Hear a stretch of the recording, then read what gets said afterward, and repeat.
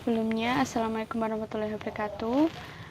Perkenalkan, kami dari kelompok 5 dengan mata kuliah kodifikasi terkait cedera keracunan dan faktor eksternal, Prodi D3 RMIK, Fakultas Ilmu Kesehatan Universitas Duta Bangsa Surakarta. Di sini kami ingin mempresentasikan hasil diskusi kelompok kami tentang luka bakar dan korosi. Sebelumnya, perkenalkan, nama saya Anissa Nurjana dan kedua rekan saya yaitu Kosasih dan Rehan Maulana Ibrahim. Pengertian luka bakar. Luka bakar atau kombustio adalah kehilangan jaringan yang disebabkan kontak dengan sumber panas seperti air, api, bahan kimia, listrik, dan radiasi.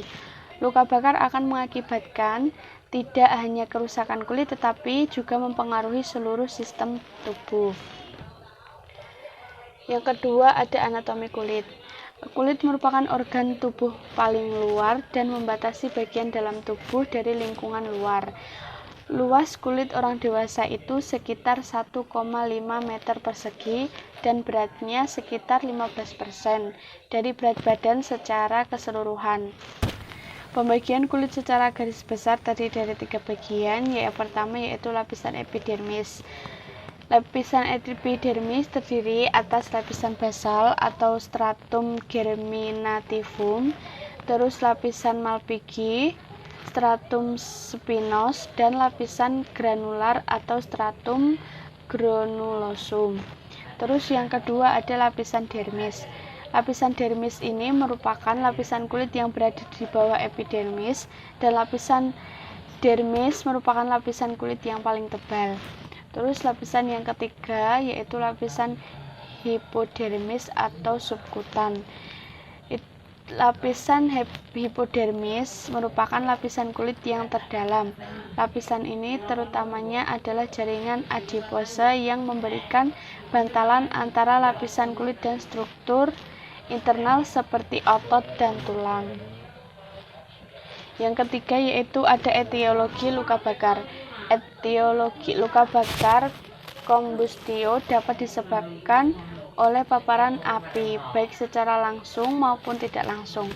Misal akibat tersiram air panas yang banyak terjadi pada kecelakaan rumah tangga. Selain itu, pajajan suhu tinggi dari matahari, listrik maupun bahan kimia juga dapat menyebabkan luka bakar. Secara garis besar, penyebab terjadinya luka bakar dapat dibagi menjadi yang pertama yaitu paparan api, yang kedua scald atau air panas, yang ketiga uap panas, yang keempat gas panas, dan yang kelima aliran listrik, yang terakhir yaitu radiasi. Yang selanjutnya ada patofisiologi luka bakar. Patofisiologi luka bakar itu disebabkan oleh pengalihan energi dari suatu sumber panas kepada tubuh. Panas dapat dipindahkan lewat hantaran atau radiasi elektromagnetik. Destruksi jaringan terjadi akibat koagulasi, denaturasi protein, atau ionisasi isi sel. Kulit dan mukosa saluran nafas atas merupakan lokasi destruksi jaringan. Jaringan yang dalam termasuk organ visceral dapat mengalami kerusakan karena luka bakar elektrik atau kontak lama dengan burning agent. Yang selanjutnya ada tanda dan gejala luka bakar. Tanda dan gejala luka bakar itu dibagi menjadi 3 grade. Grade yang pertama merupakan kerusakan pada epidermis, yaitu merupakan kulit menjadi kering, kemerahan, dan nyeri. Itu dapat sembuh dalam 3-7 hari dan tidak ada jaringan parut. Terus yang grade kedua itu merupakan kerusakan pada epidermis dan dermis yang terdapat vesikel atau benjolan berupa cairan atau nanah, dan oedem subkutan merupakan adanya penimbunan di bawah kulit. Luka merah dan basah mengkilap sangat nyari, sembuh dalam 21-28 hari tergantung komplikasi infeksi tersebut. Grade yang terakhir atau grade yang ketiga yaitu kerusakan pada semua lapisan kulit, nyeri tidak ada Ada luka merah dan keputihan, seperti merah yang terdapat serat putih dan merupakan jaringan mati, atau hitam keabuan, seperti luka yang kering dan gosong juga termasuk jaringan mati. Tampak kering, lapisan yang rusak, tidak sembuh sendiri, perlu dengan skin graft. Tanda dan gejala. Yang A, grade 1. Kerusakan pada epidermis atau kulit bagian luar, kulit kering, kemerahan, nyeri sekali, sembuh dalam 3-7 hari dan tidak ada jaringan parut. B, grade 2. Kerusakan pada epidermis, kulit bagian luar, dan dermis atau kulit bagian dalam, terdapat vesikel atau benjolan berupa cairan atau nanah, dan oedem subkutan atau adanya penimbunan di bawah kulit, luka merah dan basah, mengkilap, sangat nyeri, sembuh dalam 21-28 hari tergantung komplikasi infeksi. C, grade 3. Kerusakan pada semua lapisan kulit, nyeri tidak ada, luka merah keputih-putihan atau seperti merah yang terdapat serat putih dan merupakan jaringan mati, atau hitam keabu-abuan seperti luka yang kering dan gosong juga termasuk jaringan mati, tampak kering, lapisan yang rusak tidak sembuh sendiri atau perlu skin graft. Klasifikasi kombustio atau luka bakar.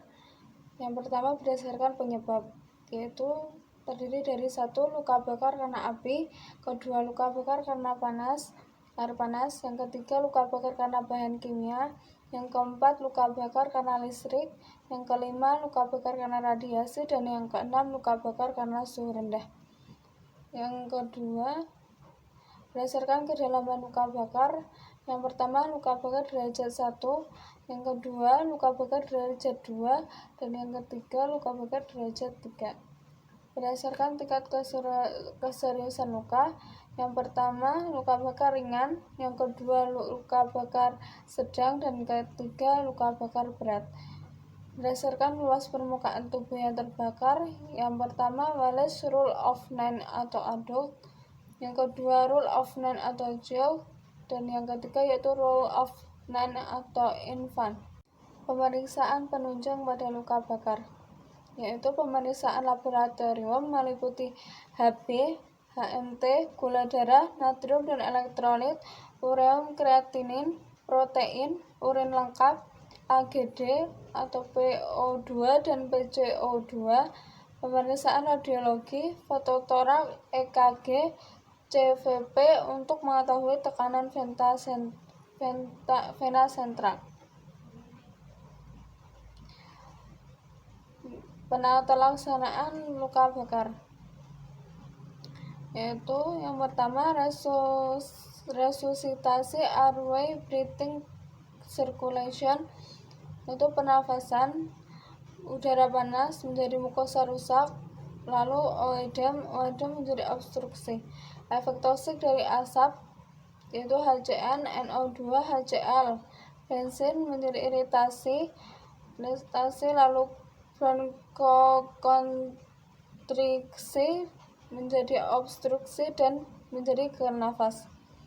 Yang kedua, infus kateter CVP oksigen laboratorium kultur luka, yaitu sirkulasi, gangguan permeabilitas kapiler, yaitu cairan dan intravaskular pindah ke ekstravaskular menjadi hipovolemi relatif, lalu menjadi shock, lalu menjadi ATN dan menjadi gagal ginjal.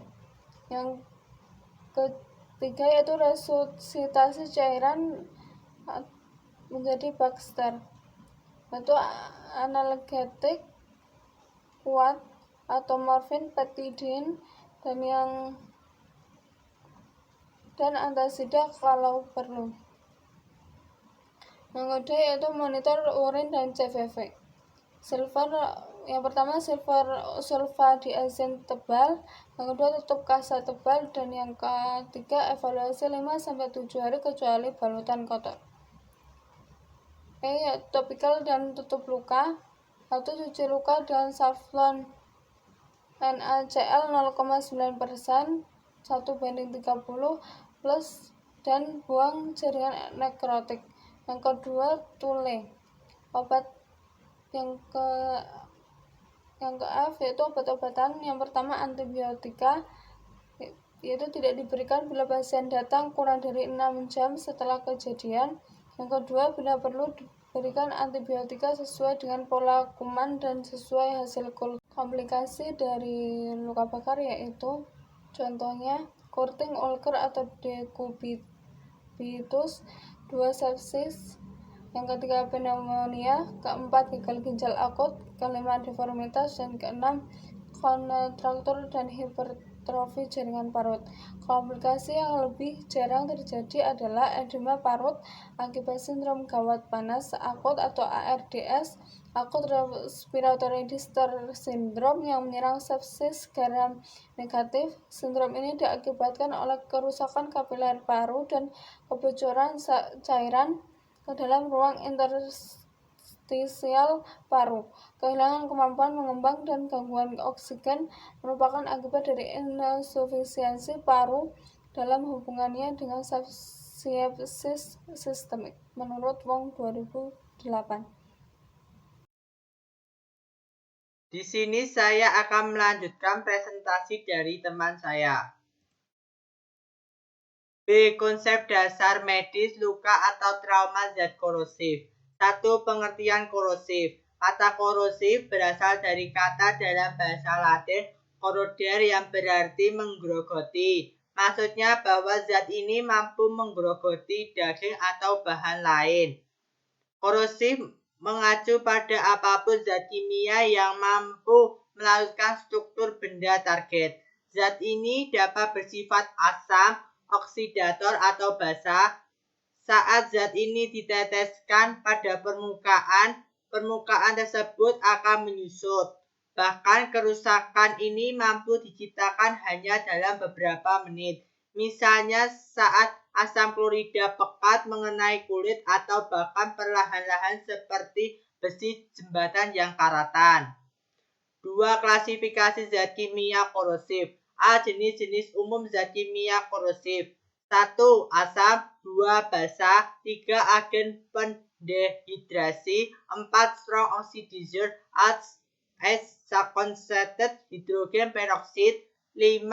Halogen elektrofil. 6. Halida dan halida asam organik. 7. Anhidrida asam. 8. Agen pengalkilasi. 9. Materi organik. 2. Klasifikasi zat kimia korosif. B. Dilihat dari wujud atau fasenya. Bahan kimia korosif ada 3 macam, yaitu 1. Bahan korosif padatan, misalnya kaustik soda atau NaOH, kalium hidroksida atau KOH, kalsium hidroksida atau CaOH2. 2. Bahan korosif cairan, misalnya asam sulfat atau H2SO4, asam cuka atau CH3COOH, asam klorida atau HCl, asam nitrat atau HNO3. 3. Bahan korosif gas, misalnya amonia atau HN3, formaldehida atau HCOH, asam klorida atau HCl, asam asetat atau CH3COOH, belerang oksida atau SO2 atau SO3, klorin Cl2, ozon O3. 3. Trauma atau luka akibat zat kimia korosif. Trauma berarti kekerasan atas jaringan tubuh yang masih hidup atau living tissue.